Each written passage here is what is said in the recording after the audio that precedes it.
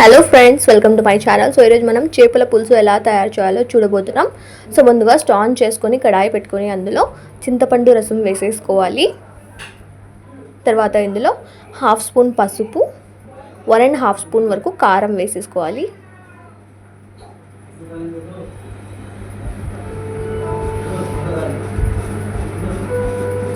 తర్వాత సన్నగా కట్ చేసుకున్న 5-6 పచ్చిమిర్చి, మీడియం సైజ్ టొమాటోస్ 2 పీసెస్గా కట్ చేసుకొని వేసుకోవాలి.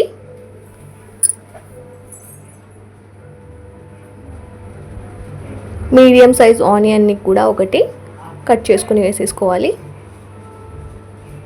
తర్వాత ఒక ఫుల్ స్పూన్ ధనియాల పౌడర్ కూడా వేసుకోవాలి.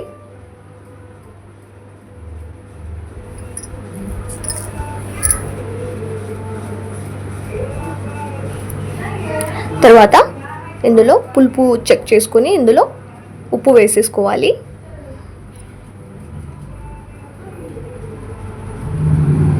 తర్వాత ఫ్రెష్గా కట్ చేసుకున్న ఫిష్ పీసెస్ని కూడా ఇందులో ట్రాన్స్ఫర్ చేసేసుకొని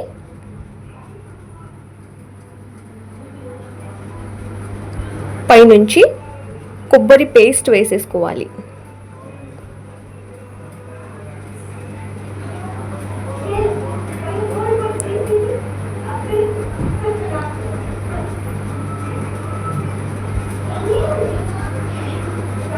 ఇక తర్వాత అన్నింటినీ ఒకసారి బాగా చేతితోనే మిక్స్ చేయాలి. ఫిష్ పీసెస్ చాలా సాఫ్ట్గా ఉంటాయి కాబట్టి వీటిని ఎక్కువగా కూర ఉడికేటప్పుడు కూడా మనం తిప్పడం అలా చేయకూడదు. సో చూస్తున్నారు కదా, పైనుంచి ఇందులో అల్లం వెల్లుల్లి పేస్ట్ వేసేసుకొని మళ్ళీ ఒకసారి మెల్లగా మిక్స్ చేసుకొని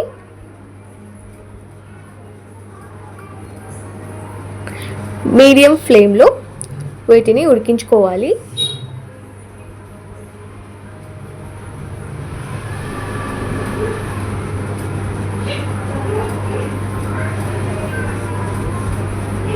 పైనుంచి 1 స్పూన్ ఆయిల్ కూడా వేసేసుకోవాలి. ఇక మూత పెట్టేసి 10 to 15 minutes వరకు మధ్య మధ్యలో మెల్లగా టర్న్ చేసుకుంటూ పులుపు బాగా కుక్ అయ్యేంత వరకు వీటిని కుక్ చేసుకోవాలి. సో మీరు ఎలా చేస్తారు చేపల పులుసు అనేది తప్పకుండా నాకు కూడా కామెంట్లో టైప్ చేయండి. సో మేము చేసే ఈ ప్రిపరేషన్ ఒకసారి తప్పకుండా ట్రై చేయండి మా స్టైల్లో. చాలా ఈజీ ప్రాసెస్. సో ఇలాంటి మంచి మంచి వీడియోస్ మా ఛానల్లో చాలా ఉన్నాయి friends. Go and watch it out. పైనుంచి కొంచెం కరివేపాకు కూడా చల్లేసుకున్నాం కదా. ఒకసారి మెల్లగా టర్న్ చేసుకుంటూ మళ్ళీ మూత పెట్టేసి ఉడికించుకోవాలి. ఇలా మధ్య మధ్యలో ఫిష్ పీసెస్ని చెక్ చేసుకుంటూ 10 to 15 minutes వరకు కుక్ చేసుకుంటే ఎంతో ఈజీగా ఎంతో టేస్టీగా మన చేపల పులుసు రెడీ అయిపోయినట్టే.